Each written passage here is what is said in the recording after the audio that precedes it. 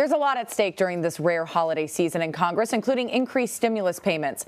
On Capitol Hill today, the Senate is set to vote on whether or not they'll override the president's veto of the defense bill.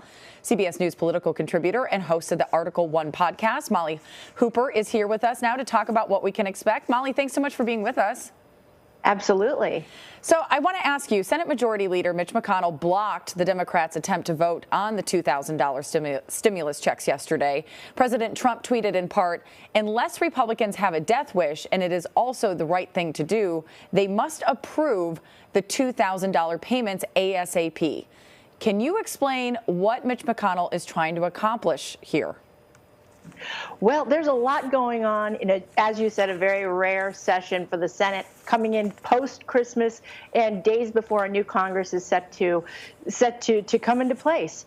And really what's happening is President Trump is aligned with some unusual allies, including Bernie Sanders, but he also has Republican support to increase the stimulus checks from $600 to $2,000. A very similar vote to that effect passed in the House overwhelmingly this past Monday, and so the Senate, Bernie Sanders, Chuck Schumer, and Democrats included, and some Republicans want to take up that bill on the Senate floor, like the House did. But Mitch McConnell is trying to protect some of the Republicans in his party who say the money is too much, the debt's too high, and the money doesn't go to the right people in terms of the limits, the income limits that you need to have to get this check. So what Mitch McConnell did was he said, what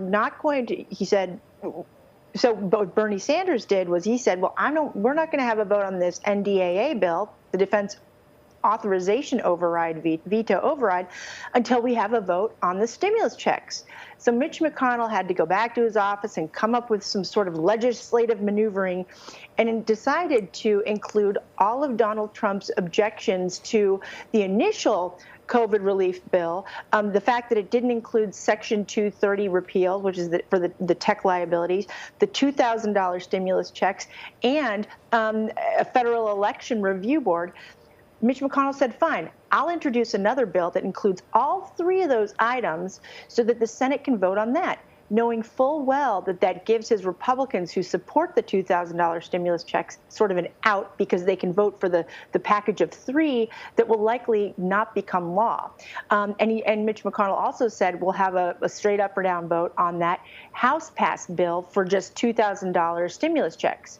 So we will see what happened. That sort of let Bernie Sanders say, okay, well, let's move forward with the defense authorization vote, which will happen later today at about 5 o'clock or a little bit after 5 o'clock, and move and create the opportunity for the full Senate to vote on those $2,000 stimulus checks, but two different versions of that $2,000 stimulus check. Right. I mean, I feel like I'm watching a tennis match here. It's like it's in one court and then it's in the. I can't keep up with all of it. It's like Rafa and Federer. It's like back and forth, back and forth. I know, my head's starting to hurt. People across the country have really been talking about needing those bigger stimulus checks and that they would be popular to many people across the country. Could Mitch McConnell blocking this measure hurt Georgia senators Kelly Loeffler and David Perdue, who are up for re-election next week? Or does the bundling of these three ideas help them in some way? See, that's the tricky one, because what's unclear right now is it's Mitch McConnell. We don't really know where the votes are for this thing, whether Republicans like Josh Hawley, Marco Rubio, Kelly Loeffler, as you said, David Perdue, those Republicans up for re-election in Georgia, whether they will support both bills, and whether or not Mitch McConnell will be able to prevent enough Republicans from supporting that straight up and down, $2,000 stimulus increase. And so really it's unclear at this point, because that could very well pass the Senate and could possibly become law. But, the way that Mitch McConnell has sort of, like I said, maneuvered this, it gives Republicans an out to say they voted for the $2,000 stimulus check, but then not have to vote for the straight up and down measure that would just become law. They can also vote for those other objections that President Trump has said. He called it a death wish if Republicans don't pass this, the technology liability repeal of Section 230 and this federal election review panel. And Democrats on Capitol Hill are essentially calling what Mitch McConnell did, it's essentially a poison pill for that $2,000 stimulus check vote. So you were talking about this just a few minutes ago, but I want to go back. The Senate's set to vote today on whether or not they'll override the president's veto of the National Defense Authorization Act. On the floor yesterday, though, Senate Majority Leader Mitch McConnell called for his colleagues to pass the bill, and I want to play some of that now. So, Madam President, for the brave men and women of the United States Armed Forces, failure is simply not an option. So when it's our turn in Congress to have their backs, failure is not an option either. Do you expect Republicans to break ranks with the president and vote against him, or would that be a dangerous move? I do. I expect them to do it because this measure, the defense authorization bill, is about $740 billion.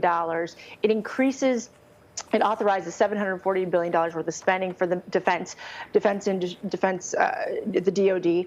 It increases troop pay by 3%, and there's a lot of money in there for production of arms and other items that are really important to each senator in their states, in their respective states.